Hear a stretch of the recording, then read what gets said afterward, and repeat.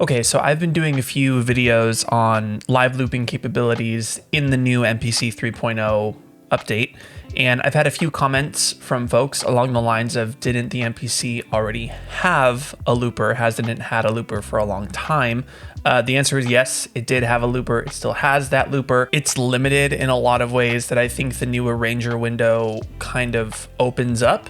But it's still there and it still can be useful for certain applications. I just wanted to take a few minutes to kind of get into the looper, show you what it does, how it functions, and one particular update with 3.0 that makes the looper a little more useful. So let's go over to the desk.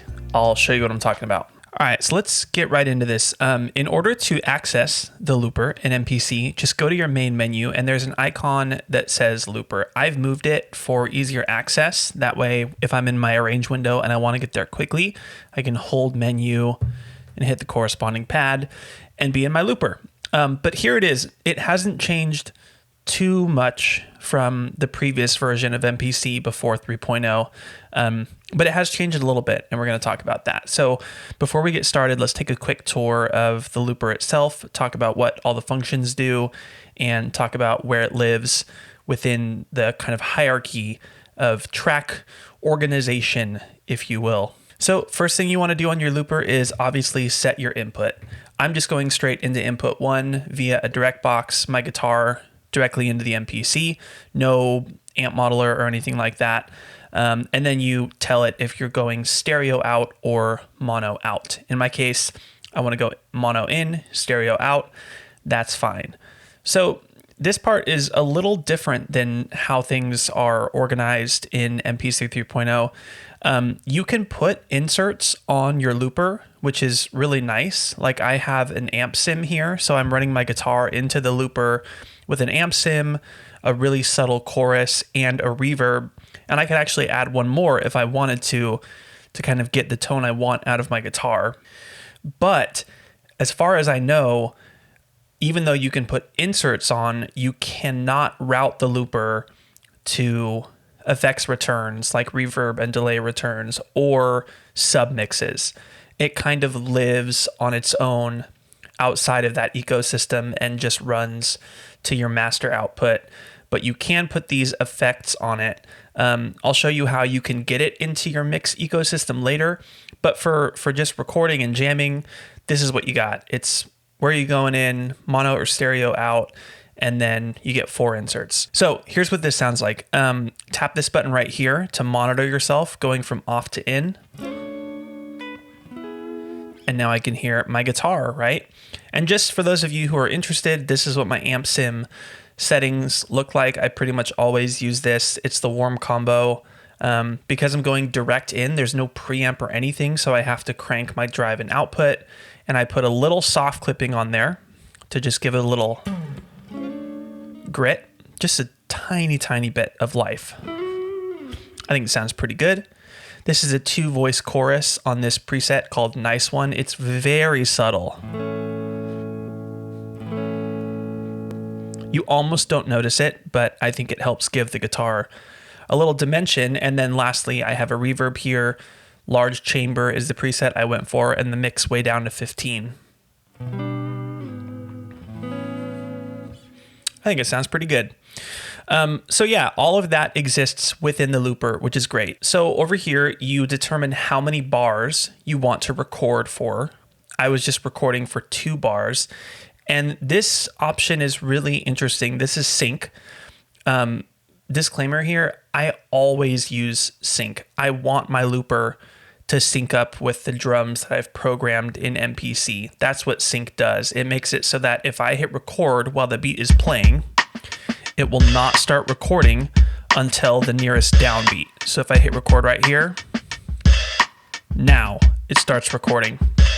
It records for 2 bars and then it loops. If you turn sync off, you have some interesting options here. So this slider then becomes available, and this is effectively your threshold. So if you tell the looper to record while nothing is playing and sync is off, it will start recording when it hits that threshold. So if I turn my threshold all the way up and press record, nothing's gonna happen until I reach that threshold. When I played that chord, it didn't reach the threshold, therefore it did not start recording, right? So let's lower this down here. Let's try again. And it waited until I reached that threshold, right? But the weird thing about this is that as far as I know, you can't actually determine exactly when your loop starts over again. It still is beholden to this number of bars that you've set here. I just used the word beholden. That was something.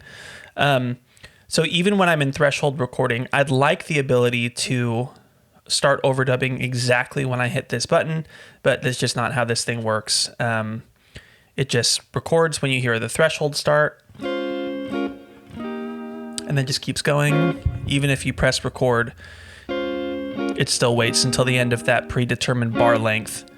So I haven't found a use for this. Maybe if you are a power user, you have, but because you're still locked to that 2-bar length, it's just kind of an interesting option that we have here.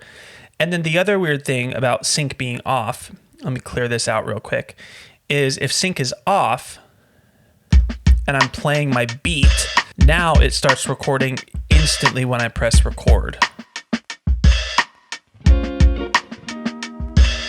And it loops back around at the 2-bar length. So I guess that's an interesting option if you want to make your loops fall off the grid. So now I'm kind of off the grid, which is, you know, kind of cool if that's what you're in for. I don't know. All that to say, I just use sync. I mean, it makes a lot more sense to me, but hey, I'm sure there's a really cool use that I'm not thinking of. Moving on here, record to play or record to overdub. If you choose record to overdub, when your loop starts over again, it will start overdubbing on top of what you already played. That's what I did in the introduction. If you turn it to play, it will loop back to the beginning and it will not keep recording. It will just play the loop that you played and you can jam on top of it without recording to the loop. So I'm going to keep this on overdub for now.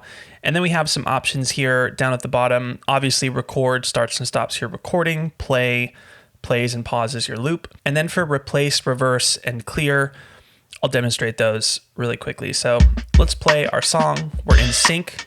We're set to 2 bars. So here we go. 2, 3, 4.